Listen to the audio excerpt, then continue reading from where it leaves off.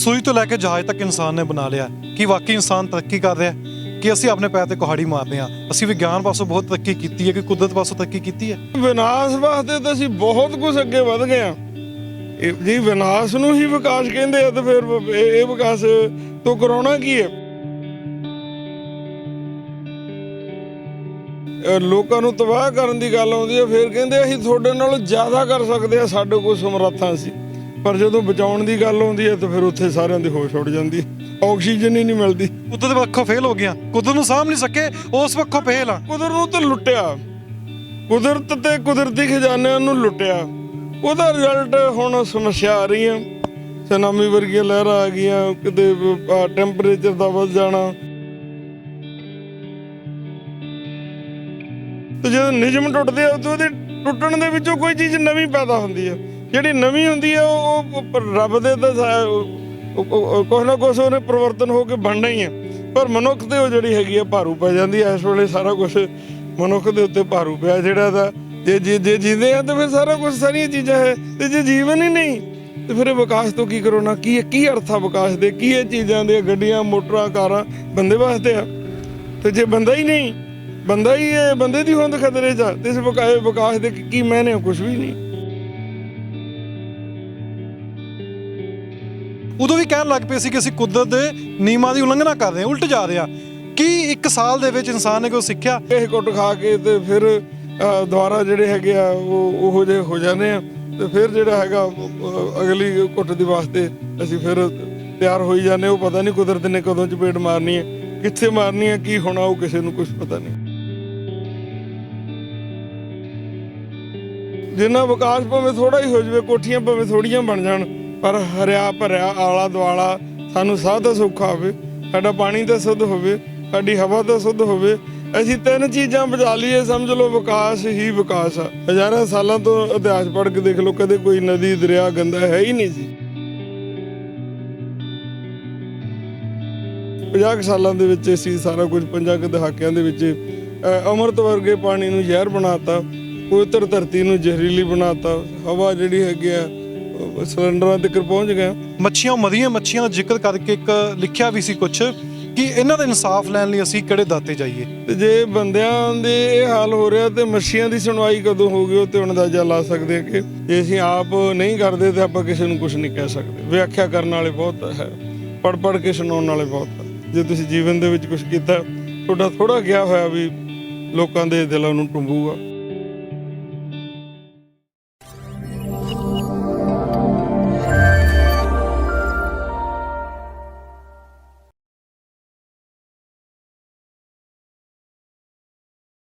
ਪਵਨ ਗੁਰਪਾਣੀ ਪਿਤਾ ਮਾਤਾ ਧਰਤ ਮਹੰਤ।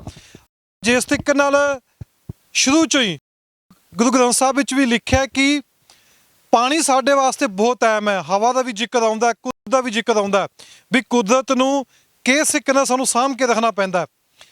ਅੱਜ ਅਸੀਂ ਮੌਜੂਦ ਹਾਂ ਕਾਲੀ ਵੇਰੀ ਤੇ। ਤੁਸੀਂ ਜਿਵੇਂ ਦ੍ਰਿਸ਼ ਦੇਖ ਰਹੇ ਹੋ, ਕੁਝ ਸਮਾਂ ਪਹਿਲਾਂ ਹੀ ਇੱਥੇ ਮੱਛੀਆਂ ਮਰ ਗਈਆਂ ਸਨ ਪੋਲੂਸ਼ਨ ਕਾਰਨ।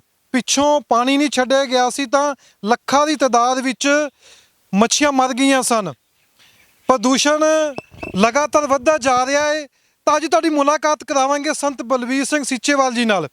ਉਹਨਾਂ ਕੋਲੋਂ ਜਾਣਾਂਗੇ ਕਿ ਪ੍ਰਦੂਸ਼ਣ ਨੂੰ ਲੈ ਕੇ ਜਿਸ ਤਰੀਕੇ ਨਾਲ ਮੱਛੀਆਂ ਮਰੀਆਂ ਸੀ, ਉਸ ਦਾ ਜ਼ਿੰਮੇਵਾਰ ਕੌਣ ਸੀ। ਲਗਾਤਾਰ ਹੀ ਚਰਚਾ ਚੱਲਦੀ ਹੈ, ਘਰ ਦੀ ਰਸੋਈ ਤੋਂ ਚਰਚਾ ਸ਼ੁਰੂ ਹੋ ਜਾਂਦੀ ਹੈ ਕਿ ਸਾਨੂੰ ਪ੍ਰਦੂਸ਼ਣ ਨਹੀਂ ਕਰਨਾ ਚਾਹੀਦਾ। ਪਰ ਉਸ ਦੇ ਬਾਵਜੂਦ ਵੀ ਲਗਾਤਾਰ ਹੀ ਧਰਤੀ ਜਿਹੜੀ ਹੈ ਪ੍ਰਦੂਸ਼ਣ ਵੱਲ ਜਾ ਰਹੀ ਹੈ।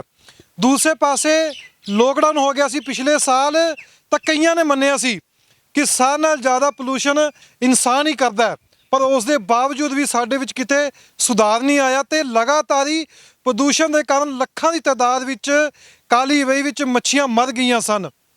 ਹੁਣ ਇਸ ਦਾ ਜ਼ਿੰਮੇਵਾਰ ਕੌਣ ਹੈ? ਆਪਣੇ ਆਪ ਨੂੰ ਜ਼ਿੰਮੇਵਾਰ ਠਹਿਰਾਇਆ ਜਾਵੇ ਜਾਂ ਸਰਕਾਰਾਂ ਨੂੰ, ਜਿਨ੍ਹਾਂ ਨੇ ਪਿੱਛੋਂ ਦੀ ਪਾਣੀ ਨਹੀਂ ਛੱਡਿਆ ਸੀ? ਸਾਡੇ ਨਾਲ ਸੰਤ ਬਲਵੀਰ ਸਿੰਘ ਸੀਚੇਵਾਲ ਨੇ, ਆਪਾਂ ਉਹਨਾਂ ਨਾਲ ਗੱਲਬਾਤ ਕਰਾਂਗੇ ਔਰ ਇਸ ਤੱਥਾਂ ਨੂੰ ਟੋਲਣ ਦੀ ਕੋਸ਼ਿਸ਼ ਕਰਾਂਗੇ। ਜੇ ਅਸੀਂ ਵਾਕਈ ਸ਼੍ਰੀ ਗੁਰੂ ਗ੍ਰੰਥ ਸਾਹਿਬ ਦੇ ਇਸ ਕਥਨ ਨੂੰ ਮੰਨਦੇ ਹਾਂ ਤਾਂ ਕਿੱਥੇ ਫਿਰ ਸਮੱਸਿਆ ਰਹਿ ਜਾਂਦੀ ਹੈ? ਕੁਦਰਤ ਕਹਿੰਦੇ ਬਲਹਾਰੀ ਹੈ, ਉਸ ਦੇ ਬਾਵਜੂਦ ਵੀ ਲਗਾਤਾਰ ਪ੍ਰਦੂਸ਼ਣ ਵੱਧਦਾ ਜਾ ਰਿਹਾ। ਮੈਂ ਜਿਵੇਂ ਪਹਿਲਾਂ ਹੀ ਜ਼ਿਕਰ ਕੀਤਾ ਸੀ ਕਿ ਪ੍ਰਦੂਸ਼ਣ ਸਾਡੀ ਰਸੋਈ ਵਿੱਚੋਂ ਸ਼ੁਰੂ ਹੋ ਜਾਂਦਾ, ਪਰ ਇਸ ਦਾ ਅੰਤ ਕਿੱਥੇ ਹੁੰਦਾ ਜਾ ਕੇ ਤੁਸੀਂ ਖੁਦ ਦੇਖਦੇ ਹੋ ਪ੍ਰਦੂਸ਼ਣ ਦੇ ਕਾਰਨ ਲੱਖਾਂ ਹੀ ਮੱਛੀਆਂ ਮਰ ਗਈਆਂ ਨੇ। ਆਪਾਂ ਗੱਲਬਾਤ ਕਰਾਂਗੇ ਬਾਬਾ ਜੀ ਨਾਲ। ਬਾਬਾ ਜੀ ਖਾਲਸਾ ਵਾਹਿਗੁਰੂ ਕੀ ਫਤਿਹ। ਵਾਹਿ ਫਤਿਹ ਜੀ, ਸਾਰਿਆਂ ਨੂੰ ਪਿਆਰ ਭਰੀ ਸਤਿ ਸ੍ਰੀ ਅਕਾਲ ਜੀ।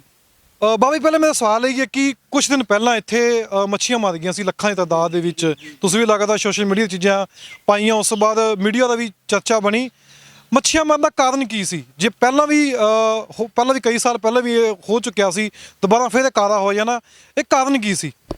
ਇਹ ਲਗਾਤਾਰ ਚੌਥੀ ਵਾਰੀ ਇਹ ਮੱਛੀਆਂ ਮਰੀਆਂ। ਇਹਦਾ ਕਾਰਨ ਇੱਕ ਤਾਂ ਹੈ ਕਿ ਕਪੂਰਥਲੇ ਦੇ ਨਜ਼ਦੀਕ ਜਿਹੜੀ ਰੇਲ ਕੋਚ ਫੈਕਟਰੀ ਹੈ, ਉਹ ਨੇੜੇ ਜਿਹੜੀਆਂ 2-3 ਪਿੰਡ ਆ, ਸੈਦੋ ਪੁਲਾਣਾ, ਹੋਰ ਪੁਲਾਣੇ ਆ, ਇਸ ਤਰ੍ਹਾਂ ਦੇ ਉਹ ਪੁਲਾਣਿਆਂ ਦੀਆਂ ਕੁਝ ਕਲੋਨੀਆਂ, ਉਹਨਾਂ ਦਾ ਪਾਣੀ ਜਿਹੜਾ ਸਿੱਧੇ ਤੌਰ ਤੇ ਵੇਈ ਵਿੱਚ ਪੈਂਦਾ।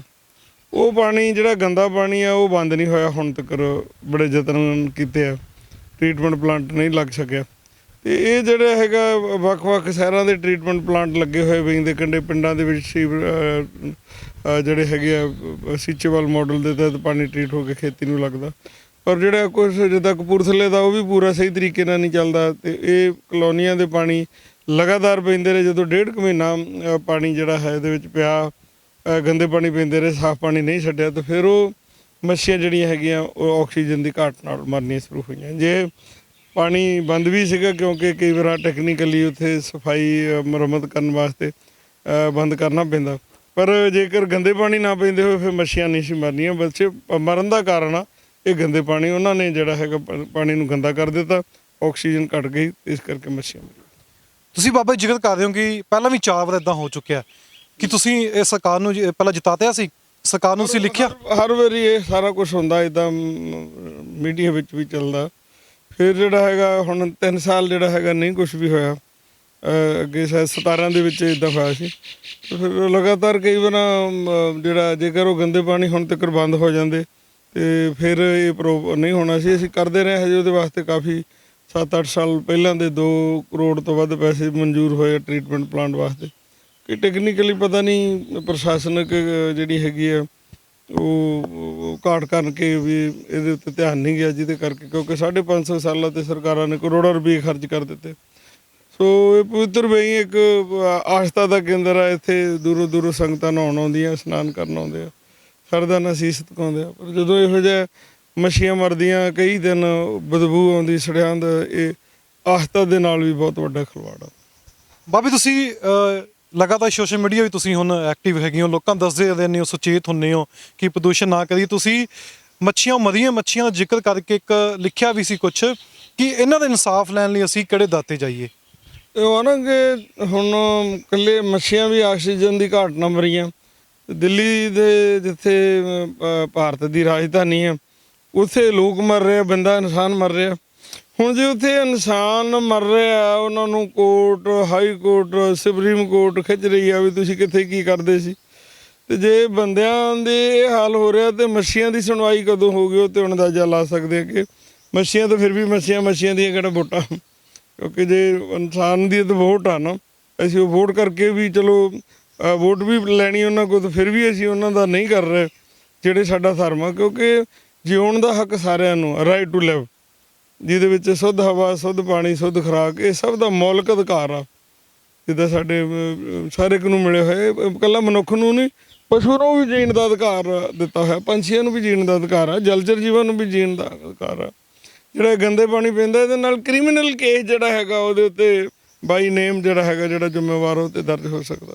ਪਰ ਅਫਸੋਸ ਆ ਕਿ ਨਹੀਂ ਹੋ ਰਿਹਾ। ਇਹੀ ਕਾਰਨ ਆ ਕਿ ਸਾਡੇ ਕਾਨੂੰਨ ਬਣੇ ਹੋਏ ਆ, ਲਾਅ ਬਣੇ ਹੋਏ ਆ, ਉਹਨਾਂ ਨੂੰ ਇੰਪਲੀਮੈਂਟ ਕੋਈ ਨਹੀਂ ਕਰਦਾ। ਤੁਸੀਂ ਵੀ ਗਏ ਸੀ ਸਰਕਾਰ ਦੇ ਖਿਲਾਫ, ਤੁਸੀਂ ਵੀ ਲਿਖਿਆ, ਸਰਕਾਰ ਬਾਰੇ ਵੀ ਚਿਤਾਇਆ ਵੀ ਇਹ ਕਿਉਂ ਹੋ ਰਿਹਾ? ਕੋਈ ਅਸੀਂ ਕਹਿ ਹੀ ਸਕਦੇ ਆ ਨਾ, ਜਿਹੜੀ ਚੀਜ਼ ਆ ਉਹ ਤਾਂ ਆਪਾਂ ਕਹਿ ਹੀ ਸਕਦੇ ਆ, ਲਿਖ ਸਕਦੇ ਆ, ਪਰ ਕਰਨਾ ਤਾਂ ਫਿਰ ਵੀ ਸਰਕਾਰ ਨੇ ਹੁੰਦਾ ਨਾ। ਹੁਣ ਜੇ ਨਹੀਂ ਸਰਕਾਰਾਂ ਕਰਦੀਆਂ, ਕੋਰਟਾਂ ਜਾਂਦੀਆਂ, ਕਈ ਵਾਰ ਕੋਰਟਾਂ ਵੀ ਕਹਿ ਦਿੰਦੀਆਂ, ਫਿਰ ਵੀ ਸਰਕਾਰਾਂ ਨਹੀਂ ਕਰਦੀਆਂ। ਕਿਉਂਕਿ ਗੱਲ ਤਾਂ ਹੈਗੀ ਹੈ, ਜੇ ਸਾਡੀ ਨੈਤਿਕ ਜ਼ਿੰਮੇਵਾਰੀ ਸਮਝੀਏ ਵੀ ਸਾਡਾ ਲੋਕਾਂ ਪ੍ਰਤੀ ਫਰਜ਼ ਬਣਦਾ, ਅਸੀਂ ਇਹਨਾਂ ਨੂੰ ਇਹ ਚੀਜ਼ਾਂ ਜਿਹੜੀਆਂ ਪ੍ਰੋਵਾਈਡ ਕਰਾਉਣੀਆਂ। ਜੇ ਇਹ ਗੰਦੇ ਪਾਣੀ ਆ, ਹੋਰ ਅਸੀਂ ਕਿੰਨਾ ਖਰਚਾ ਕਰਦੇ ਹਾਂ। ਜੇ ਟ੍ਰੀਟਮੈਂਟ ਪਲਾਂਟ ਲੱਗ ਕੇ ਪਾਣੀ ਖੇਤੀ ਦੇ ਲਾਇਕ ਹੋਵੇ, ਖੇਤਾਂ ਵਿੱਚ ਜਾ ਕੇ ਹਰਿਆਲੀ ਤੇ ਖੁਸ਼ਹਾਲੀ ਲਿਆ ਸਕਦਾ। ਜਿਹੜੇ ਖੁਦਕਸ਼ੀਆਂ ਕਰ ਰਹੇ ਕਿਸਾਨ, ਉਹ ਉਧਰੋਂ ਬੰਨਿਓ ਘੱਟ ਵੱਧ ਖਾਦਾਂ ਪਾ ਕੇ, ਉਹਨੂੰ ਖਾਦਾਂ ਦੀ ਲੋੜ ਨਹੀਂ ਪਊਗੀ ਜੇ ਅਸੀਂ ਪਾਣੀ ਟ੍ਰੀਟ ਹੋਇਆ ਖੇਤੀ ਨੂੰ ਲਾਵਾਂਗੇ। ਪਰ ਅਫਸੋਸ ਆ ਕਿ ਅਸੀਂ ਜਿਹਦੇ ਬੰਨੇ ਪੈਸਾ ਲੱਗਣਾ ਚਾਹੀਦਾ ਉਹਦੇ ਬੰਨੇ ਨਹੀਂ, ਮਗਰੋਂ ਕਹਿੰਦੇ ਤੁਹਾਨੂੰ ਆਰਓ ਲਾ ਕੇ ਅਸੀਂ ਪਾਣੀ ਦੇਵਾਂਗੇ। ਇਹ ਤਾਂ ਸਾਡੀ ਸੋਚ ਆ। ਕਿਹੜੇ ਸਰਕਾਰਾਂ ਨੂੰ ਗਾਈਡ ਕਰਦੇ ਆ, ਜਿਹੜੇ ਕਿਹੜੇ ਸਿਸਟਮ ਨੂੰ ਚਲਾ ਰਹੇ ਆ, ਇਹਦੇ ਉੱਤੇ ਤਾਂ ਐਨਾਲਿਸਿਸ ਹੁੰਦਾ ਹੀ ਰਹੂਗਾ ਕਿ ਜਦੋਂ ਇਹੋ ਜਿਹੇ ਹਾਲਾਤ ਆ ਗਏ ਕਿ ਮੱਛੀਆਂ ਦੀ ਯਕੀਨ ਨਹੀਂ ਸੁਣਨੇ, ਬੰਦਿਆਂ ਵਾਸਤੇ ਵੀ ਜਿਹੜੀ ਆਕਸੀਜਨ ਕਿਸੇ ਵੇਲੇ ਅਸੀਂ ਆਪ ਇਹ ਗੱਲਾਂ ਕਰਦੇ ਵੀ ਹੁਣ ਤਾਂ ਆਪਾਂ ਬੋਤਲਾਂ 'ਚ ਪਾਣੀ ਲੈਂਦੇ ਆ ਤੇ ਕਿਸੇ ਵੇਲੇ ਆਕਸੀਜਨ ਦੇ ਸਿਲੰਡਰਾਂ ਦੀ ਵੀ ਲੋੜ ਪਊਗੀ। ਇਹਦੀ ਅੱਜ ਵੀ ਪੈ ਰਹੀ। ਹੁਣ ਤਾਂ ਦੇਖ ਲਿਆ ਨਾ, ਉਸ ਵੇਲੇ ਕਹਿ ਰਹੇ ਸੀਗੇ ਕਿ ਜੇ ਇਦਾਂ ਮਨੁੱਖ ਚੱਲਦਾ ਰਿਹਾ ਤੇ ਸਿਲੰਡਰਾਂ ਦੀ ਵੀ ਲੋੜ ਪਊਗੀ ਕਿਉਂਕਿ ਹਵਾ ਇੰਨੀ ਗੰਦੀ ਹੋ ਗਈ ਹੈ। ਪਰ ਹੁਣ ਤਾਂ ਸਭ ਕੁਝ ਸਾਹਮਣੇ ਆ ਗਿਆ, ਹਰ ਕੋਈ ਕਹਿੰਦਾ ਵੀ ਆਪਾਂ ਆਕਸੀਜਨ ਦਾ ਪਲਾਂਟ ਲਾਈਏ ਤਾਂ ਕਿ ਪਤਾ ਕੋਈ ਨਹੀਂ ਵੀ ਇੱਥੇ ਪੰਜਾਬ ਵਿੱਚ ਵੀ ਕਦੋਂ ਕੀ ਹੋ ਜਾਵੇ, ਕਿਉਂਕਿ ਜਿਸ ਤਰ੍ਹਾਂ ਦੇ ਹਾਲਾਤ ਬਣੇ ਹੋਏ ਆ ਤੇ ਸਾਨੂੰ ਉਹਦੇ ਵਾਸਤੇ ਜਿਹੜਾ ਹੈਗਾ ਹਵਾ ਦਾ ਵੀ ਜਿਹੜਾ ਹੈਗਾ ਉਹ ਫਿਕਰ ਲੱਗ ਗਿਆ। ਅੱਗੇ ਤਾਂ ਇਕੱਲਾ ਪਾਣੀ ਦਾ ਸੀ ਵੀ ਪਾਣੀ ਗੰਦਾ ਨਾ ਹੋਵੇ, ਸਾਡੇ ਅੰਦਰ ਨਾ ਚਲ ਜਾਵੇ, ਖੁਰਾਕ ਗੰਦੀ ਪ੍ਰਦੂਸ਼ਿਤ ਨਾ ਹੋਵੇ, ਸਾਡੇ ਅੰਦਰ ਨਾ ਚਲ ਜਾਵੇ। ਹੁਣ ਤਾਂ ਹਵਾ ਦਾ ਬਹੁਤ ਵੱਡਾ ਜਿਹੜਾ ਹਵਾ ਦੇ ਦੁੱਖੋਂ ਜਿਹੜੇ ਹੈਗੇ ਲਗਾਤਾਰ ਮਰ ਰਿਹਾ। ਤੁਸੀਂ ਹੁਣ ਜ਼ਿਕਰ ਕਰਦੇ ਸੀ ਕਿ ਸਭ ਨੂੰ ਜੀਣ ਦਾ ਅਧਿਕਾਰ ਹੈ, ਪੰਛੀ, ਜੀਵ ਜੰਤੂ, ਪੌਦੇ। ਸਰਕਾਰਾਂ ਆਪਾਂ ਨੂੰ ਪਤਾ ਕਿਸ ਤਰੀਕੇ ਨਾਲ ਕੰਮ ਕਰਦੀਆਂ। ਸ਼ੁਰੂਆਤ ਤੁਹਾਨੂੰ ਲੱਗਦਾ ਵੀ ਘਰ ਤੋਂ ਹੀ ਹੋਣੀ ਚਾਹੀਦੀ ਹੈ, ਸਾਡੇ ਆਪਣੇ ਤੇ ਹੋਣੀ ਚਾਹੀਦੀ ਹੈ। ਸਾਨੂੰ ਆਪਣੇ ਤੇ ਵੀ ਉਹ ਚੀਜ਼ ਜਮਾਣੀ ਪੈਣੀ ਨਾ, ਸਾਨੂੰ ਵੀ ਤਾਂ ਸ਼ੁਰੂਆਤ ਕਰਨੀ ਪੈਣੀ ਨਾ। ਆਪਾਂ ਸਰਕਾਰਾਂ ਤੇ ਕਰਦਾ ਕਿ ਦੋਸ਼ ਦੇਵਾਂਗੇ? ਕੋਈ ਵੀ ਚੀਜ਼ ਆਪਣੇ ਤੋਂ ਬਿਨਾਂ ਹੁੰਦੀ ਨਹੀਂ। ਅਸੀਂ ਖੁਦ ਆਪਣੇ ਤੋਂ ਸਾਰਾ ਕੁਝ ਸ਼ੁਰੂ ਕੀਤਾ, ਆਪਣੇ ਪਿੰਡ ਤੋਂ, ਆਪਣੇ ਸਥਾਨ ਤੋਂ, ਆਪਣੇ ਇਲਾਕੇ ਤੋਂ ਸਾਰਾ ਸ਼ੁਰੂ ਕਰਕੇ ਇਹ ਸਾਰਾ ਕੁਝ, ਕਿਉਂਕਿ ਸ਼ੁਰੂਆਤ ਜੇ ਅਸੀਂ ਆਪ ਨਹੀਂ ਕਰਦੇ ਤੇ ਆਪਾਂ ਕਿਸੇ ਨੂੰ ਕੁਝ ਨਹੀਂ ਕਹਿ ਸਕਦੇ। ਵਿਆਖਿਆ ਕਰਨ ਵਾਲੇ ਬਹੁਤ ਹੈ, ਪੜ੍ਹ ਕੇ ਸੁਣਾਉਣ ਵਾਲੇ ਬਹੁਤ ਹੈ। ਜੇ ਤੁਸੀਂ ਜੀਵਨ ਦੇ ਵਿੱਚ ਕੁਝ ਕੀਤਾ, ਤੁਹਾਡਾ ਥੋੜਾ ਗਿਆ ਹੋਇਆ ਵੀ ਲੋਕਾਂ ਦੇ ਦਿਲਾਂ ਨੂੰ ਟੁੰਬੂਗਾ, ਲੋਕ ਉੱਤੇ ਅਮਲ ਕਰਨਗੇ। ਜਿਸ ਕਿ ਮੈਂ ਘਰ ਦਾ ਜ਼ਿਕਰ ਕਰਨਾ, ਆਪਾਂ ਕਾਰਾਂ ਦਾ ਵੀ ਪ੍ਰਦੂਸ਼ਣ ਹੁੰਦਾ ਹੈ, ਫੈਕਟਰੀਆਂ ਦਾ ਵੀ ਹੁੰਦਾ ਹੈ। ਘਰ ਤੋਂ ਬੰਦਾ ਸਵੇਰੇ ਸ਼ੁਰੂਆਤ ਕਰਦਾ ਆਪਦੀ ਰਸੋਈ ਤੋਂ ਕਰਦਾ ਵੀ ਖਾਣਾ ਖਾ ਕੇ ਜਾਣਾ ਹੁੰਦਾ, ਉਸਦਾ ਕੂੜਾ ਸੱਟਣਾ ਹੁੰਦਾ ਜਾ ਕੇ, ਉਹ ਵੀ ਅਸੀਂ ਸਹੀ ਜਗ੍ਹਾ ਤੇ ਨਹੀਂ ਸੱਟ ਪਾਉਂਦੇ। ਉਹ ਵੀ ਕੂੜੇ ਹੋ ਗਏ ਕਿ ਢੇਰਾਂ ਦੇ ਢੇਰ ਲੱਗੇ ਹੁੰਦੇ ਨੇ। ਹੁਣ ਵੱਡੇ ਸ਼ਹਿਰਾਂ ਦਾ ਇਹੀ ਹਾਲ ਹੈ, ਬਾਹਰ ਢੇਰ ਬਣਾ ਦਿੱਤੇ ਗਏ ਨੇ। ਸ਼ੁਰੂਆਤ ਤਾਂ ਸਾਨੂੰ ਖੁਦ ਕਰਨੀ ਪੈਣੀ ਨਾ। ਜੇ ਸ਼ੁਰੂਆਤ ਅਸੀਂ ਆਪਦੀ ਖੁਦ ਨਹੀਂ ਕਰ ਪਾਏ ਤਾਂ ਅਸੀਂ ਦੂਜਿਆਂ ਨੂੰ ਕਿਵੇਂ ਕਹਿ ਦਾਂਗੇ? ਅੱਜ ਆਕਸੀਜਨ ਲੈ ਕੇ ਘੁੰਮਦੇ ਪਏ ਹਾਂ, ਕੱਲ੍ਹ ਨੂੰ ਕੋਈ ਹੋਰ ਚੀਜ਼ ਪਿੱਛੇ ਘੁੰਮਾਂਗੇ। ਧਰਤੀ ਹੁਣ ਗੰਦਲੀ ਹੁੰਦੀ ਜਾ ਰਹੀ ਹੈ। ਤੁਸੀਂ ਖੁਦ ਜ਼ਿਕਰ ਕਰ ਰਹੇ ਹੋ ਕਿ ਮੱਛੀਆਂ ਮਰ ਗਈਆਂ, ਆਕਸੀਜਨ ਲੈ ਕੇ ਘੁੰਮਦੇ ਪਏ ਹਾਂ। ਫਿਰ ਸ਼ੁਰੂਆਤ ਵੀ ਤਾਂ ਹੋਣੀ ਚਾਹੀਦੀ ਨਾ। ਫਿਰ ਅੱਗੇ ਜਾ ਕੇ ਹੋਰ ਕੀ ਇਸ ਤੋਂ ਵੱਡਾ ਹੋਣਾ ਚਾਹੀਦਾ ਕਿ ਹਾਲੇ ਵੀ ਲੱਗਦਾ ਕਿ ਅੱਖਾਂ ਖੁੱਲੀਆਂ ਨਹੀਂ ਸਾਡੀਆਂ। ਕਿਉਂਕਿ ਘਰ ਤੋਂ ਵੀ ਪਹਿਲਾਂ ਆਪਣੇ ਆਪ ਤੋਂ ਘਰ, ਜੇ ਆਪ ਤੋਂ ਅਸੀਂ ਸ਼ੁਰੂ ਹੋ ਜਾਵਾਂਗੇ ਤਾਂ ਫਿਰ ਘਰ ਵੀ ਹੋ ਜਾਊਗਾ। ਜੇ ਘਰ ਤੋਂ ਚਲੇ ਗਈ ਤਾਂ ਫਿਰ ਮੁਹੱਲੇ ਗਲੀ 'ਚ ਵੀ ਚੱਲ ਜਾਊਗਾ, ਪਿੰਡ 'ਚ ਵੀ ਚੱਲ ਜਾਊਗਾ। ਹੌਲੀ ਹੌਲੀ ਅਸੀਂ ਸਾਰੇ ਜਾ ਸਕਦੇ ਹਾਂ। ਜੇ ਅਸੀਂ ਇਹ ਗੰਦ ਪਾ ਸਕਦੇ ਹਾਂ, ਇਹ ਸਮੱਸਿਆ ਪੈਦਾ ਕਰ ਸਕਦੇ ਹਾਂ, ਸਾਡੇ ਹੱਥ ਵੀ ਉਨੇ ਹੀ ਜ਼ਿਆਦੇ ਆ। ਅਸੀਂ ਇਹ ਚੰਗੇ ਪਾਸੇ ਨੂੰ ਸੋਚ ਲਈਏ, ਇਹਦਾ ਐਂਡ ਵੀ ਹੋ ਸਕਦਾ, ਕਿਉਂਕਿ ਸਾਡੀਆਂ ਇਹ ਗਲਤੀਆਂ ਦਾ ਹੀ ਰਿਜ਼ਲਟ ਆ। ਦਰਿਆ ਕਦੇ ਗੰਦੇ ਨਹੀਂ ਸੀ। ਹਜ਼ਾਰਾਂ ਸਾਲਾਂ ਤੋਂ ਇਤਿਹਾਸ ਪੜ੍ਹ ਕੇ ਦੇਖ ਲਓ, ਕਦੇ ਕੋਈ ਨਦੀ ਦਰਿਆ ਗੰਦਾ ਹੈ ਹੀ ਨਹੀਂ ਸੀ। ਆਹ ਤਾਂ ਸਾਰੇ 50 ਸਾਲਾਂ ਦੇ ਵਿੱਚ ਅਸੀਂ ਸਾਰਾ ਕੁਝ, 50 ਦਹਾਕਿਆਂ ਦੇ ਵਿੱਚ ਅੰਮ੍ਰਿਤ ਵਰਗੇ ਪਾਣੀ ਨੂੰ ਜ਼ਹਿਰ ਬਣਾਤਾ, ਪਵਿੱਤਰ ਧਰਤੀ ਨੂੰ ਜ਼ਹਿਰੀਲੀ ਬਣਾਤਾ, ਹਵਾ ਜਿਹੜੀ ਹੈਗੀ ਆ ਸਿਲੰਡਰਾਂ ਤੱਕ ਪਹੁੰਚ ਗਿਆ। ਸੋ ਇਹ ਬਾਣੀ ਕਹਿੰਦੀ ਆਪਣਾ ਹੱਥੀਂ ਆਪਣਾ ਆਪੇ ਹੀ ਕਾਸ ਵਾਰੀਏ। ਕਿਉਂਕਿ ਹੁਣ ਤੱਕ ਜੋ ਅਸੀਂ ਜੇ ਕਹਿ ਲਈਏ ਕਿ ਗੁਰੂ ਨਾਨਕ ਪਾਤਸ਼ਾਹ ਨੇ ਸਾਨੂੰ ਪਹਿਲਾ ਸੰਦੇਸ਼ ਦਿੱਤਾ ਸੀ, ਪਵਨ ਗੁਰੂ ਪਾਣੀ ਪਿਤਾ ਮਾਤਾ ਧਰਤ ਮਹਤ, ਪਹਿਲਾ ਪਾਣੀ ਜੀਉ ਹੈ ਜਤ ਹਰਿਆ ਸਭ ਕੋਇ, ਬਲਹਾਰੀ ਕੁਦਰਤ ਵਸਿਆ ਤੇਰਾ ਅੰਤ ਨ ਜਾਈ ਲਿਖਿਆ। ਸੋ ਗੁਰੂ ਪਾਤਸ਼ਾਹ ਨੇ ਸੰਦੇਸ਼ ਦਿੱਤਾ।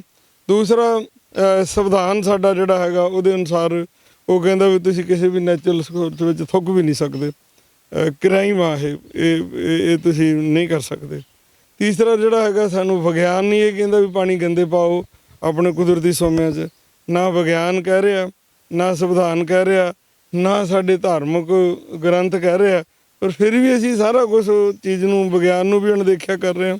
ਕੌਣ ਇਹਦਾ ਸਿਸਟਮ ਨੂੰ ਚਲਾ ਰਿਹਾ, ਕੌਣ ਇਹਨਾਂ ਨੂੰ ਅੱਗੇ ਤੋਰ ਰਿਹਾ? ਹੁਣ ਤੱਕ ਅਸੀਂ ਦਾ ਇੰਤਜ਼ਾਮ ਹੀ ਨਹੀਂ ਕੀਤਾ, ਰਸੋਈ ਦੇ ਜਿਹੜਾ ਸਮਾਨ ਸੀਗਾ ਉਹਨੂੰ ਸਾਂਭਣ ਦਾ ਇੰਤਜ਼ਾਮ ਨਹੀਂ ਕੀਤਾ। ਕਿਉਂਕਿ ਹੁਣ ਨੈਸ਼ਨਲ ਗ੍ਰੀਨ ਟ੍ਰਿਬਿਊਨਲ ਨੇ ਕਾਫੀ ਜਿਹੜਾ ਹੈ 1974 ਦੇ ਐਕਟ ਨੂੰ ਲਾਗੂ ਕਰਾਉਣ ਵਾਸਤੇ ਕਾਫੀ ਜਿਹੜੇ ਹੈਗੇ ਉਹਨੇ ਕਰੜੇ ਕਦਮ ਚੁੱਕੇ ਆ, ਜਿਹਦੇ ਵਿੱਚ ਆਉਣ ਵਾਲੇ ਸਮੇਂ ਵਿੱਚ ਜ਼ਰੂਰ ਦਿਸੂਗਾ। ਜਿਹੜੀਆਂ ਤੁਸੀਂ ਰੂੜੀਆਂ ਦੀ ਗੱਲ ਕਰਦੇ ਆ, ਥਾਂ ਪਈਆਂ, ਥਾਂ ਨਦੀਆਂ ਦਰਿਆਵਾਂ ਦੇ ਕੰਢੇ ਗੰਦੇ ਆ। ਇਹਦੀ ਗੱਲ ਹੁਣ ਪ੍ਰਸ਼ਾਸਨ ਨੂੰ ਪਤਾ ਕਿ ਸਾਰਾ ਗੈਰ ਕਾਨੂੰਨੀ, ਗੈਰ ਸੰਵਿਧਾਨਕ। ਹੁਣ ਤਾਂ ਉੱਠਣ ਦੀ ਲੋੜ ਆ, ਥਾਂ ਉੱਤੇ ਕੰਪਲੇਂਟਾਂ ਕਰੋ, ਜਿੱਥੇ ਵੀ ਜੋ ਕੁਝ ਵੀ ਹੋ ਰਿਹਾ ਉਹ ਲੋਕਾਂ ਦੇ ਪ੍ਰਸ਼ਾਸਨ ਦੇ ਧਿਆਨ ਵਿੱਚ ਲਿਆਓ ਕਿ ਇਹ ਗਲਤ ਹੋ ਰਿਹਾ। ਜੇ ਆਪਾਂ ਕੰਪਲੇਂਟ ਨਹੀਂ ਕਰਾਂਗੇ, ਆਪਾਂ ਨਹੀਂ ਕਰਾਂਗੇ ਤਾਂ ਉਹਨਾਂ ਦੇ ਸਭ ਕਾਗਜ਼ ਤਾਂ ਬਿਲਕੁਲ ਚਿੱਟੇ ਆ ਵੀ ਕਿਤੇ ਕੁਛ ਨਹੀਂ, ਪੋਲਿਊਸ਼ਨ ਤੇ ਕੁਛ ਵੀ ਨਹੀਂ। ਸਾਨੂੰ ਵੀ ਜਿਹੜਾ ਹੈਗਾ ਆਪਣੀ ਹਿੱਸੇਦਾਰੀ, ਜਿੱਥੇ ਨਹੀਂ ਹੋ ਰਿਹਾ ਇਹ ਸਿਸਟਮ ਲਾਗੂ, ਉੱਥੇ ਅਸੀਂ ਕੰਪਲੇਂਟ ਕਰੀਏ, ਪ੍ਰਸ਼ਾਸਨ ਤੱਕ ਪਹੁੰਚ ਕਰੀਏ। ਸੂਈ ਤੋਂ ਲੈ ਕੇ ਜਹਾਜ਼ ਤੱਕ ਇਨਸਾਨ ਨੇ ਬਣਾ ਲਿਆ। ਕਿ ਵਾਕਈ ਇਨਸਾਨ ਤਰੱਕੀ ਕਰ ਰਿਹਾ ਕਿ ਅਸੀਂ ਆਪਣੇ ਪੈਰ ਤੇ ਕੁਹਾੜੀ ਮਾਰਦੇ ਹਾਂ? ਅਸੀਂ ਵਿਗਿਆਨ ਪਾਸੋਂ ਬਹੁਤ ਤਰੱਕੀ ਕੀਤੀ ਹੈ ਕਿ ਕੁਦਰਤ ਪਾਸੋਂ ਤਰੱਕੀ ਕੀਤੀ ਹੈ? ਕਿਉਂ ਨਾ ਕਿ ਜੋ ਕੁਛ ਅਸੀਂ ਕੀਤਾ ਹੁਣ ਤੱਕ ਫੜਾ ਮਾਰਦੇ ਆ, ਟਾਰਾ ਮਾਰਦੇ ਆ ਵੀ ਅਸੀਂ ਆ ਵੱਡਾ ਜਹਾਜ਼ ਇੰਨੇ ਕਰੋੜ ਦਾ ਖਰੀਦ ਲਿਆ, ਅਸੀਂ ਏਡੀ ਵੱਡੀ ਤੋਪ ਬਣਾ ਲਈ, ਅਸੀਂ ਐਡਾ ਐਟਮ ਬੰਬ ਇੰਨੇ ਤਿਆਰ ਕਰ ਲਿਆ। ਜਦੋਂ ਲੋਕਾਂ ਨੂੰ ਤਬਾਹ ਕਰਨ ਦੀ ਗੱਲ ਆਉਂਦੀ ਹੈ ਫਿਰ ਕਹਿੰਦੇ ਅਸੀਂ ਤੁਹਾਡੇ ਨਾਲੋਂ ਜ਼ਿਆਦਾ ਕਰ ਸਕਦੇ ਆ, ਸਾਡੇ ਕੋਲ ਸਮਰੱਥਾ ਸੀ। ਪਰ ਜਦੋਂ ਬਚਾਉਣ ਦੀ ਗੱਲ ਆਉਂਦੀ ਹੈ ਤਾਂ ਫਿਰ ਉੱਥੇ ਸਾਰਿਆਂ ਦੀ ਹੋਸ਼ ਉੱਡ ਜਾਂਦੀ ਹੈ। ਆਕਸੀਜਨ ਹੀ ਨਹੀਂ ਮਿਲਦੀ, ਦਵਾਈਆਂ ਨਹੀਂ ਮਿਲਦੀਆਂ। ਜਦੋਂ ਕੋਵਿਡ ਆ ਗਿਆ ਤਾਂ ਕਹਿੰਦੇ ਕਿਸੇ ਕੋਲ ਦਵਾਈ ਇਹਦੀ ਹੈ ਨਹੀਂ। ਫਿਰ ਦੱਸੋ ਵਿਨਾਸ਼ ਵਾਸਤੇ ਤਾਂ ਅਸੀਂ ਬਹੁਤ ਕੁਝ ਅੱਗੇ ਵੱਧ ਗਏ ਹਾਂ। ਇਹ ਜੀ ਵਿਨਾਸ਼ ਨੂੰ ਹੀ ਵਿਕਾਸ ਕਹਿੰਦੇ ਆ ਤਾਂ ਫਿਰ ਇਹ ਵਿਕਾਸ ਤੋਂ ਕਰਾਉਣਾ ਕੀ ਹੈ?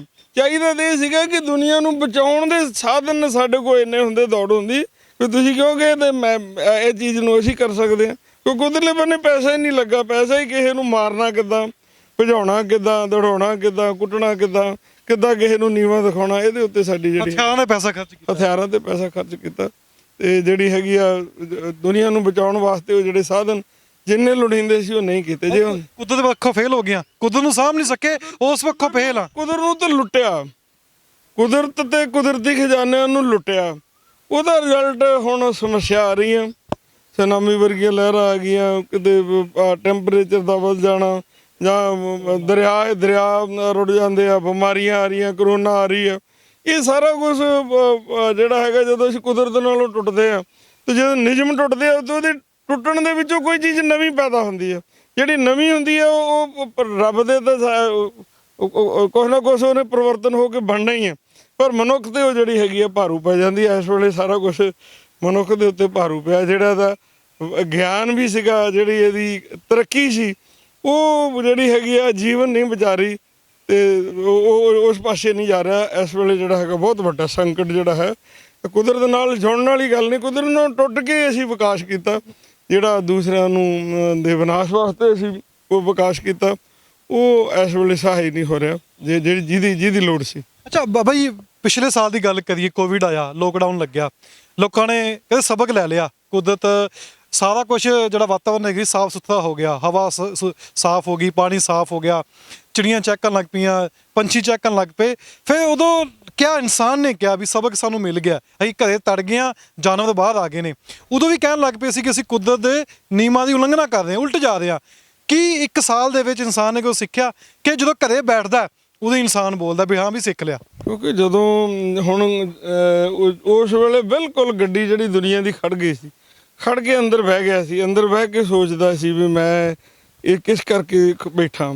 ਪਰ ਜਦੋਂ ਫਿਰ ਬਾਹਰ ਨਿਕਲਿਆ ਫਿਰ ਉਹ ਗੱਡੀ ਫਿਰ ਘੁੰਮਣ ਲੱਗ ਪਿਆ। ਫਿਰ ਉਹ ਜਿਹੜਾ ਹੈਗਾ 9 ਤੋਂ 11 ਸ਼ੁਰੂ ਹੋ ਗਿਆ। ਰੋਜ਼ ਦੀ ਰੋਜ਼ ਜਿਹੜੀ ਹੈਗੀ ਜਿਸ ਰਫਤਾਰ ਨਾਲ ਦੌੜ ਰਿਹਾ ਸੀ ਉਹਦੇ ਨਾਲ ਫਿਰ ਰਫਤਾਰ ਸ਼ੁਰੂ ਹੋ ਗਿਆ। ਸੋ ਜਦੋਂ ਦੌੜ ਦੇ ਵਿੱਚ ਹੋ ਜਾਂਦਾ ਉਦੋਂ ਉਹਨੂੰ ਉਹ ਦੌੜ ਸਾਰੀ ਦਿਸਦੀ ਹੈ। ਜਦੋਂ ਉਹਦੇ ਵਿੱਚੋਂ ਦੌੜ ਜੋ ਅਲੱਗ ਹੁੰਦਾ ਫਿਰ ਉਹਨੂੰ ਦਿਖਦਾ ਕਿ ਇਹ ਸਮਾਜ ਕਿੱਦਾਂ ਦੌੜ ਰਿਹਾ। ਸੋ ਉਸ ਵੇਲੇ ਜਿਹੜਾ ਇੱਕ ਵੇਲੇ ਕੱਟ ਆਫ ਹੋਇਆ ਸੀ ਤੇ ਘੱਟੋ ਘੱਟ ਇਨਸਾਨ ਸੋਚਣ ਲੱਗਾ ਸੀਗਾ ਕਿ ਖਰੇ ਮੇਰੀਆਂ ਗਲਤੀਆਂ ਕਰਕੇ ਹੀ ਮੈਂ ਕਿਉਂਕਿ ਪਸ਼ੂ ਪੰਛੀ ਤਾਂ ਆਜ਼ਾਦ ਘੁੰਮ ਰਿਹਾ, ਮੈਂ ਇੱਕ ਦੂਸਰੇ ਤੋਂ ਦੂਰ ਹੋਇਆ ਬੈਠਾ। ਸੋ ਪਰ ਉਹਦੇ ਤੋਂ ਸਬਕ ਨਹੀਂ ਲਿਆ, ਕੋਈ ਖਾਸ ਸਬਕ ਨਹੀਂ ਲਿਆ ਕੁਦਰਤ ਵੱਲ ਨੂੰ ਜਾਣ ਦੀ। ਨਾ ਤਾਂ ਕੋਈ ਏਡੀ ਵੱਡੀ ਸਰਕਾਰਾਂ ਨੇ ਸੋਚ ਕੀਤੀ ਹੈ, ਕੋਸ਼ਿਸ਼ ਦਿਸੇ ਵੀ ਆ ਜਿਹੜਾ ਕੋਵਿਡ ਕਰਕੇ ਏਡੇ ਵੱਡੇ ਸਟੈਪ ਸਰਕਾਰਾਂ ਨੇ ਚੱਕ ਲਿਆ। ਨਾ ਕੋਈ ਸਾਡੇ ਸਮਾਜ ਨੇ ਕੋਈ ਇਹੋ ਜਿਹਾ ਸਟੈਪ ਚੱਕਿਆ ਵੀ ਆਪਾਂ ਸਾਂਝੇ ਰਲ ਕੇ ਜਿਹੜਾ ਹੈਗਾ ਇਹੋ ਜਿਹਾ ਕੁਛ ਕਰੀਏ। ਸੋ ਬਸ ਇਹੀ ਹੈ ਕਿ ਇਹ ਕੁੱਟ ਖਾ ਕੇ ਤੇ ਫਿਰ ਦੁਬਾਰਾ ਜਿਹੜੇ ਹੈਗੇ ਆ ਉਹ ਉਹੋ ਜਿਹੇ ਹੋ ਜਾਂਦੇ ਆ ਤੇ ਫਿਰ ਜਿਹੜਾ ਹੈਗਾ ਅਗਲੀ ਕੁੱਟ ਦੀ ਵਾਸਤੇ ਅਸੀਂ ਫਿਰ ਤਿਆਰ ਹੋਈ ਜਾਂਦੇ। ਉਹ ਪਤਾ ਨਹੀਂ ਕੁਦਰਤ ਨੇ ਕਦੋਂ ਚਪੇੜ ਮਾਰਨੀ ਹੈ, ਕਿੱਥੇ ਮਾਰਨੀ ਹੈ, ਕੀ ਹੋਣਾ, ਉਹ ਕਿਸੇ ਨੂੰ ਕੁਝ ਪਤਾ ਨਹੀਂ। ਭਾਈ ਮੇਰਾ ਆਖਰੀ ਸਵਾਲ ਹੈ ਕਿ ਜਿਸ ਤਰ੍ਹਾਂ ਤੁਸੀਂ ਸਾਰੀਆਂ ਗੱਲਾਂ ਰੱਖੀਆਂ, ਪ੍ਰਦੂਸ਼ਣ ਲੈ ਕੇ ਕਾਫੀ ਲੰਮੇ ਸਮੇਂ ਤੋਂ ਤੁਸੀਂ ਇਹ ਸੇਵਾ ਵੀ ਕਰ ਰਹੇ ਹੋ, ਲਗਾਤਾਰ ਇੱਕ ਚਰਚਾ ਛਿੜੀ ਸੀ ਪ੍ਰਦੂਸ਼ਣ ਲੈ ਕੇ ਵੀ ਸਾਫ਼ ਹੋਣਾ ਚਾਹੀਦਾ ਪਾਣੀ। ਤੁਸੀਂ ਵੀ ਇਸ ਉੱਪਰ ਸੇਵਾ ਕੀਤੀ, ਕੋਈ ਹੋਰ ਅਲੱਗ-ਅਲੱਗ ਤਰੀਕੇ ਨਾਲ ਜਿੰਨਾ NGO ਕਰਦੀਆਂ ਨੇ। ਜਿਵੇਂ ਸ਼ੁਰੂਆਤ 'ਚ ਗੱਲ ਕਹੀ ਕਿ ਸ਼ੁਰੂ ਤੋਂ ਆਪਣੇ ਆਪ ਤੋਂ ਹੀ ਕਰਨਾ ਪੈਣਾ ਹੈ। ਅਸੀਂ ਦੂਜਿਆਂ ਤੋਂ ਕਹਿ ਦਿੰਦੇ ਹਾਂ ਵੀ ਸ਼ੁਰੂਆਤ ਹੋਣੀ ਚਾਹੀਦੀ, ਪਰ ਆਪਣੇ ਆਪ 'ਤੇ ਉਹ ਅਸੀਂ ਅਮਲ ਨਹੀਂ ਕਰਦੇ ਕਿ ਕੁਦਰਤ ਦੇ ਨਿਯਮਾਂ ਨੂੰ ਤੋੜ ਕੇ ਇਨਸਾਨ ਆਪਣੀ ਮੌਤ ਖੁਦ ਘੜ ਰਿਹਾ ਇੱਥੇ ਵੀ ਕੁਦਰਤ ਨਿਯਮ ਨੂੰ ਤੋੜੀ ਜਾਵਾਂਗੇ, ਫਿਰ ਬਿਮਾਰੀਆਂ, ਫਿਰ ਉਹੀ ਚੀਜ਼ਾਂ ਵਾਪਰੀਆਂ ਜਾਣਗੀਆਂ, ਫਿਰ ਸੁਨਾਮੀ ਦੀ ਵਰਗੀ ਤੁਸੀਂ ਹੁਣ ਜ਼ਿਕਰ ਵੀ ਕੀਤਾ। ਇਹ ਚੀਜ਼ਾਂ ਨੂੰ ਅਸੀਂ ਬਾਰ-ਬਾਰ ਤੋੜਾਂਗੇ ਤੇ ਬਾਰ-ਬਾਰ ਤੁਹਾਨੂੰ ਲੱਗਦੀ ਕੁਦਰਤ ਸਾਡੇ ਤੇ ਅਟੈਕ ਕਰੇਗੀ। ਵਿਗਿਆਨ ਪੱਖੋਂ ਤਰੱਕੀ ਕਰ ਲਈ ਹੈ ਪਰ ਅਸੀਂ ਫੇਲ ਵੀ ਹੋ ਗਏ ਦੂਜੇ ਪਾਸੇ ਕੁਦਰਤ ਵੱਲੋਂ। ਇਹਨੂੰ ਵਿਗਿਆਨ ਦੀ ਤਰੱਕੀ ਕੁਛ ਹੱਦ ਤੱਕ ਆ, ਜਿਹੜਾ ਕੁਦਰਤ ਮੂਹਰੇ ਸਾਡਾ ਕੋਈ ਜ਼ੋਰ ਨਹੀਂਗਾ। ਸੋ ਇਹਦੇ ਵਾਸਤੇ ਜੇ ਅਸੀਂ ਕਹਿ ਲਈਏ ਕਿ ਅਸੀਂ ਕੁਦਰਤ ਤੇ ਕਾਬੂ ਪਾ ਲਿਆ ਜਾਂ ਕੁਦਰਤ ਨੂੰ ਜਾਣ ਲਿਆ, ਕੁਛ ਵੀ ਨਹੀਂ ਉਹਦਾ ਹਜੇ ਅਸੀਂ ਸਮਝਿਆ। ਪਰ ਕੁਦਰਤ ਵਾਲਾ ਉਹਦੇ ਬੱਚੇ ਆ, ਉਹਦਾ ਪਰਿਵਾਰ ਆ, ਕਾਇਨਾਤ ਉਹਦੀ ਹੈ। ਜਦੋਂ ਕੋਈ ਬੱਚਾ ਵੀ ਗਲਤੀ ਕਰਦਾ ਤੇ ਮਾਂ-ਬਾਪ ਉਹਦੇ ਕੁਛ ਨਾ ਕੁਛ ਚਪੇੜ ਮਾਰਦਾ ਵੀ ਇਹ ਸੁਧਰ ਜਾਵੇ। ਸੋ ਇਹ ਕੁਛ ਨਾ ਕੁਛ ਜਿਹੜੇ ਹੈਗੇ ਇਹ ਚਪੇੜਾਂ ਵੱਜਦੀਆਂ ਰਹਿੰਦੀਆਂ। ਕੁਛ ਜਿਹੜੇ ਚੰਗੇ ਇਨਸਾਨ ਹੁੰਦੇ ਆ ਉਹ ਤੋਂ ਸਿੱਖਿਆ ਲੈ ਲੈਂਦੇ ਆ, ਤੇ ਜਿਹੜਾ ਨਹੀਂ ਸੋਚਦਾ ਉਹ ਕਹਿੰਦਾ ਇਦਾਂ ਹੁੰਦੀ ਹੈ, ਉਹ ਸਬਕ ਨਹੀਂ ਲੈਂਦਾ, ਉਹ ਫਿਰ ਅਗਲੀਆਂ ਚਪੇੜਾਂ ਵਾਸਤੇ ਤਿਆਰ ਹੋ ਜਾਂਦਾ। ਸੋ ਇਹ ਅੱਜ ਲੋੜ ਆ ਸਾਨੂੰ ਸਾਰਿਆਂ ਨੂੰ ਕਿ ਅਸੀਂ ਕੁਛ ਨਾ ਕੁਛ ਇਹਦੇ ਤੋਂ ਸਿੱਖੀਏ। ਜਿੰਨਾ ਵਿਕਾਸ ਭਾਵੇਂ ਥੋੜ੍ਹਾ ਹੀ ਹੋ ਜਾਵੇ, ਕੋਠੀਆਂ ਭਾਵੇਂ ਥੋੜ੍ਹੀਆਂ ਬਣ ਜਾਣ, ਪਰ ਹਰਿਆ ਭਰਿਆ ਆਲਾ ਦੁਆਲਾ ਸਾਨੂੰ ਸਾਹ ਤਾਂ ਸੌਖਾ ਹੋਵੇ, ਸਾਡਾ ਪਾਣੀ ਤਾਂ ਸ਼ੁੱਧ ਹੋਵੇ, ਸਾਡੀ ਹਵਾ ਤਾਂ ਸ਼ੁੱਧ ਹੋਵੇ। ਅਸੀਂ ਤਿੰਨ ਚੀਜ਼ਾਂ ਬਚਾ ਲਈਏ, ਸਮਝ ਲਓ ਵਿਕਾਸ ਹੀ ਵਿਕਾਸ ਆ। ਜੇ ਤਿੰਨ ਗਵਾ ਕੇ ਅਸੀਂ ਕੁਛ ਵੀ ਇੱਥੇ ਖੜਾ ਕਰ ਲਈਏ ਤੇ ਸਮਝ ਲਓ ਉਹ ਵਿਨਾਸ਼ ਹੀ ਆ, ਵਿਕਾਸ ਉਹਦੇ ਵਿੱਚ ਨਹੀਂ। ਕਿਉਂਕਿ ਜੀਵਨ ਦੇ ਲਈ ਸਾਰਾ ਕੁਛ ਆ। ਜੇ ਜੀਂਦੇ ਆ ਤਾਂ ਫਿਰ ਸਾਰਾ ਕੁਛ, ਸਾਰੀਆਂ ਚੀਜ਼ਾਂ ਹੈ। ਤੇ ਜੇ ਜੀਵਨ ਹੀ ਨਹੀਂ ਤੇ ਫਿਰ ਇਹ ਵਿਕਾਸ ਤੋਂ ਕੀ ਕਰੋਨਾ, ਕੀ ਅਰਥ ਆ ਵਿਕਾਸ ਦੇ, ਕੀ ਇਹ ਚੀਜ਼ਾਂ ਦੇ, ਗੱਡੀਆਂ ਮੋਟਰਾਂ ਕਾਰਾਂ ਬੰਦੇ ਵਾਸਤੇ ਆ। ਤੇ ਜੇ ਬੰਦਾ ਹੀ ਨਹੀਂ, ਬੰਦੇ ਦੀ ਹੋਂਦ ਖਤਰੇ 'ਚ ਆ, ਤੇ ਇਸ ਵਿਕਾਸ ਦੇ ਕੀ ਮਾਇਨੇ? ਕੁਛ ਵੀ ਨਹੀਂ। ਸੋ ਅਸੀਂ ਇਹ ਕੁਦਰਤ ਨਾਲੋਂ, ਬਾਣੀ ਕਹਿੰਦੀ ਪਰਮੇਸ਼ਰ ਤੇ ਭੁੱਲਿਆ ਵਿਆਪਨ ਸਭੇ ਰੋਗ। ਜਦੋਂ ਅਸੀਂ ਕੁਦਰਤ ਨਾਲੋਂ ਟੁੱਟਦੇ ਹਾਂ, ਕੁਦਰਤ ਵਾਲੇ ਨੂੰ ਟੁੱਟਦੇ ਹਾਂ, ਫਿਰ ਰੋਗ ਪੈਦਾ ਹੁੰਦੇ ਆ। ਬੇਮੁਖ ਹੋਏ ਰਾਮ ਤੇ ਲੱਗਣ ਜਨਮ ਵਿਜੋਗ। ਅਸੀਂ ਮਾਲਕ ਨੂੰ ਟੁੱਟਦੇ ਹਾਂ ਤੇ ਫਿਰ ਉਹਦਾ ਪਤਾ ਨਹੀਂ ਕਿੰਨਾ ਕੁ ਸਾਡਾ ਫਾਸਲਾ ਵੱਧ ਜਾਂਦਾ। ਸੋ ਅਸੀਂ ਕੁਦਰਤ ਦੇ ਨੇੜੇ ਰਹੀਏ ਤੇ ਕੁਦਰਤ ਵਾਲਾ ਵੀ ਸਾਨੂੰ ਨੇੜੇ ਮਹਿਸੂਸ ਹੋਣ ਲੱਗ ਪੈਂਦਾ। ਕਿਉਂਕਿ ਕੁਦਰਤ ਨਾਲ ਟੁੱਟੇ ਹੋਣ ਕਰਕੇ ਤਾਂ ਹੀ ਅਸੀਂ ਕਹਿੰਦੇ ਹਾਂ ਵੀ ਰੱਬ ਇੱਥੇ ਕਿਤੇ ਹੈਗਾ, ਕਿਤੇ ਕੁਝ ਨਹੀਂਗਾ, ਕਿਉਂਕਿ ਅਸੀਂ ਆਪਣੇ ਆਪ ਟੁੱਟੇ ਹੋਏ। ਅੱਛਾ, ਕਰੋਨਾ ਸਿੱਖਿਆ ਕੁਛ ਇਨਸਾਨ ਨੇ? ਪੂਰੀ ਦੁਨੀਆ ਦੀ ਗੱਲ ਕਰ ਲਈਏ, ਕੁਛ ਸਿੱਖਿਆ ਕਿ ਸਿੱਖਣ ਦੇ ਬਾਵਜੂਦ ਅਸੀਂ ਅਣਜਾਣ ਬਣਦੇ ਹਾਂ? ਨਹੀਂ, ਸਿੱਖਣ ਨੂੰ, ਕਿਉਂਕਿ ਅਸੀਂ ਅਮਲ ਜਿਹੜੀ ਚੀਜ਼ ਸਾਡੇ ਫਾਇਦੇ ਵਾਸਤੇ, ਕਿਉਂਕਿ ਬੰਦੇ ਦੀ ਜਿਹੜੀ ਹੈਗੀ ਹੈ ਨਾ ਭੁੱਖ ਜਿਹੜੀ ਹੈਗੀ ਹੈ, ਕੁਦਰਤ ਸਾਰਿਆਂ ਦੀ ਪੂਰੀ ਕਰ ਸਕਦੀ ਹੈ ਜਿਹੜੀ ਲੋੜ। ਪਰ ਜਿਹੜੀ ਭੁੱਖ ਆ ਉਹ ਇੱਕ ਦੀ ਵੀ ਨਹੀਂ ਪੂਰੀ ਹੋ ਸਕਦੀ। ਅਸੀਂ ਜਿਹੜੀ ਹੈਗੀ ਹੈ ਲੋੜਾਂ ਤੋਂ ਵੱਧ ਕੁਦਰਤ ਨੂੰ ਲੁੱਟ ਰਹੇ ਹਾਂ, ਕੁਦਰਤ ਦਾ ਨੁਕਸਾਨ ਕਰ ਰਹੇ ਹਾਂ। ਚਾਹੇ ਕੁਦਰਤੀ ਖਜ਼ਾਨੇ ਆ, ਚਾਹੇ ਦਰਖਤ ਵੱਢੀ ਜਾਂਦੇ ਆ, ਚਾਹੇ ਆਪਾਂ ਪਾਣੀ ਨੂੰ ਪ੍ਰਦੂਸ਼ਿਤ ਕਰੀ ਜਾ ਰਹੇ ਹਾਂ, ਤੇ ਹਵਾ ਨੂੰ ਪ੍ਰਦੂਸ਼ਿਤ ਕਰੀ ਜਾਂਦੇ ਹਾਂ। ਜਿਹੜੀ ਹੈਗੀ ਹੈ ਇਹ ਸਾਡੀ ਜਿਹੜੀ ਕੁਦਰਤੀ ਖਜ਼ਾਨਿਆਂ ਦੀ ਲੁੱਟ ਘਸੋਟਾ ਜੋ ਅਸੀਂ ਤੇ ਧਰਤੀ 'ਚੋਂ ਹੈਗਾ ਉਹ ਕੱਢੀ ਜਾਂਦੇ ਹਾਂ। ਇਹ ਕਿੰਨਾ ਕੁ ਚਿਰ ਚੱਲੂਗਾ? ਕਿਉਂਕਿ ਖਾਣ ਲਈ ਸਾਨੂੰ ਥੋੜ੍ਹੀ ਲੋੜ ਆ, ਪਹਿਨਣ ਲਈ ਸਾਨੂੰ ਥੋੜ੍ਹੀ ਲੋੜ ਆ। ਅਸੀਂ ਤਾਂ ਸਟਾਕ ਕਰ ਰਹੇ ਹਾਂ, ਜਮ੍ਹਾਂ ਕਰ ਰਹੇ ਹਾਂ, ਕੁਛ ਹੱਥਾਂ ਦੇ ਵਿੱਚ ਜਮ੍ਹਾਂ ਹੋ ਰਿਹਾ, ਜਿਹਦੇ ਨਾਲ ਜਿਹੜਾ ਹੈਗਾ ਕੁਛ ਭੁੱਖੇ ਮਰ ਰਹੇ ਆ, ਕੁਛ ਜਮ੍ਹਾਖੋਰ ਹੋ ਰਹੇ ਆ। ਸੋ ਇਹ ਜਿਹੜੀ ਸਾਡੀ ਹੋੜ ਲੱਗੀ ਹੋਈ ਆ ਕਿ ਅਸੀਂ ਸਾਰਾ ਇਕੱਠਾ ਕਰ ਲਈਏ, ਸਾਡੇ ਨਾਂ ਦੇ ਉੱਤੇ ਲਿਖਿਆ ਜਾਵੇ ਵੀ ਸਾਰਿਆਂ ਤੋਂ ਵੱਡਾ ਫਲਾਨਾ ਸਮਝ ਸੀਗਾ। ਸੋ ਇਹ ਜਿਹੜੀ ਭੁੱਖ ਆ ਇਹਨੇ ਬਹੁਤ ਵੱਡਾ ਨੁਕਸਾਨ ਕੀਤਾ। ਤੁਸੀਂ ਸਾਰੀ ਗੱਲਬਾਤ ਸੁਣੀ ਹੈ। ਸਾਡੇ ਨਾਲ ਮੌਜੂਦ ਸਨ ਸੰਤ ਬਲਵੀਰ ਸਿੰਘ ਸੀਚੇਵਾਲ। ਅਸੀਂ ਸਮੇਂ ਕਾਲੀ ਵੇਈ ਦੇ ਕੋਲ ਖੜੇ ਹਾਂ। ਇੰਟਰਵਿਊ ਕਰਨ ਦਾ ਮਕਸਦ ਇਹੀ ਸੀ ਕਿ ਪ੍ਰਦੂਸ਼ਣ ਨੂੰ ਲੈ ਕੇ, ਕਰੋਨਾ ਵੀ ਚੱਲਦਾ ਪਿਆ, 1 ਸਾਲ ਲਗਭਗ ਹੋ ਗਿਆ, 1 ਸਾਲ ਤੋਂ ਵੀ ਉੱਪਰ ਹੋ ਗਿਆ। ਆਪਾਂ ਸਿੱਖਿਆ ਕੀ? ਅਸੀਂ ਬਿਮਾਰੀ ਤੋਂ ਸਿੱਖਿਆ ਕੀ ਹੈ? ਅਸੀਂ ਪ੍ਰਦੂਸ਼ਣ ਦੀ ਕਹਿੰਦੇ ਆਏ ਵੀ ਨਹੀਂ ਹੋਣਾ ਚਾਹੀਦਾ, ਪਰ ਸ਼ੁਰੂਆਤ ਸਾਨੂੰ ਆਪਣੇ ਆਪ ਤੋਂ ਕਰਨੀ ਪੈਣੀ ਹੈ। ਕਰੋਨਾ ਕਾਲ ਦੇ ਵਿੱਚ ਜਿਸ ਤਰੀਕੇ ਨਾਲ ਇੱਕ ਵਾਰੀ ਕਹਿਤਾ ਸੀ, ਸਾਰੇ ਇਨਸਾਨਾਂ ਨੇ ਕਹਿਤਾ ਸੀ, ਸਾਰੀ ਦੁਨੀਆ ਨੇ ਕਹਿ ਦਿੱਤਾ ਸੀ ਕਿ ਸਾਨੂੰ ਸਬਕ ਮਿਲ ਗਿਆ, ਹੁਣ ਅਸੀਂ ਪ੍ਰਦੂਸ਼ਣ ਨਹੀਂ ਕਰਨਾ। ਸਬਕ ਨਹੀਂ ਮਿਲਿਆ। ਜੇ ਮਿਲਿਆ ਹੁੰਦਾ, ਸਬਕ ਸਿੱਖਿਆ ਹੁੰਦਾ, ਤੇ ਅੱਜ ਇਸ ਦਰਿਆ ਦੇ ਵਿੱਚ, ਇਸ ਵੇਈ ਦੇ ਵਿੱਚ ਲੱਖਾਂ ਮੱਛਲੀਆਂ ਨਾ ਮਰਦੀਆਂ, ਲੱਖਾਂ ਹੀ ਤਾਦਾਦ ਵਿੱਚ ਮੱਛੀਆਂ ਮਰੀਆਂ ਨੇ। 2-3 ਦਿਨ ਪਹਿਲਾਂ ਹੀ ਉਹ ਕਾਰਾ ਨਾ ਹੁੰਦਾ ਜੇ ਅਸੀਂ ਕੁਛ ਸਿੱਖਿਆ ਹੁੰਦਾ। ਅੱਜ ਵੀ ਪਾਣੀ ਜਿਹੜਾ ਹੈਗਾ ਉਹ ਹੱਲੇ ਵੀ ਪ੍ਰਦੂਸ਼ਣ ਹੈ, ਪ੍ਰਦੂਸ਼ਣ ਰਹਿਤ ਪਾਣੀ ਨਹੀਂ ਹੈਗਾ, ਹੱਲੇ ਵੀ ਉਸ ਵਿੱਚ ਪੋਲੂਸ਼ਨ ਹੈ, ਜੀਵ ਜੰਤੂ ਮਰ ਰਹੇ ਨੇ। ਫਿਰ ਦੂਸਰੇ ਪਾਸੇ ਚਰਚਾ ਵੀ ਛਿੜ ਜਾਂਦੀ ਹੈ ਕਿ ਹਰਿਆਲੀ ਹੋਣੀ ਚਾਹੀਦੀ ਹੈ, ਹਰਿਆ ਭਰਿਆ ਹੋਣਾ ਚਾਹੀਦਾ, ਪਰ ਸ਼ੁਰੂਆਤ ਤਾਂ ਸਾਨੂੰ ਆਪਣੇ ਆਪ ਤੋਂ ਕਰਨੀ ਪੈਣੀ ਹੈ। ਤੁਸੀਂ ਖੁਦ ਹੀ ਦੇਖ ਲਿਆ, ਕਰੋਨਾ ਕਾਲ ਦੇ ਵਿੱਚ ਹੀ ਦੇਖ ਲਿਆ ਕਿ ਪ੍ਰਦੂਸ਼ਣ ਹਲੇ ਘਟਿਆ ਨਹੀਂ। ਦੂਸਰੇ ਪਾਸੇ ਚਰਚਾ ਵੀ ਬਣੀ ਹੋਈ ਸੀ ਕਿ ਇਨਸਾਨ ਘਰ ਵਿੱਚ ਬੰਦ ਹੋ ਗਿਆ ਸੀ ਤਾਂ ਜੀਵਨ ਜਿਹੜਾ ਹੈਗਾ ਰੁਕ ਗਿਆ ਸੀ, ਜਦੋਂ ਤਾਂ ਕੁਦਰਤ ਜਿਹੜੀ ਹੈਗੀ ਸਾਫ਼ ਸੁਥਰੀ ਹੋ ਗਈ ਸੀ, ਇੱਕ ਸਮੇਂ ਲਈ ਲੱਗਿਆ ਸੀ। ਪਰ ਹੁਣ ਆਪਾਂ ਕਿੱਥੇ ਖੜੇ ਹਾਂ ਸਭ ਨੂੰ ਪਤਾ। ਪੇਜ ਨੂੰ ਲਾਈਕ ਕਰਨਾ, ਵੀਡੀਓ ਸ਼ੇਅਰ ਕਰਨਾ ਤਾਂ ਕਿ ਦੂਜਿਆਂ ਤੱਕ ਵੀ ਸਾਰੀ ਜਾਣਕਾਰੀ ਪਹੁੰਚ ਸਕੇ।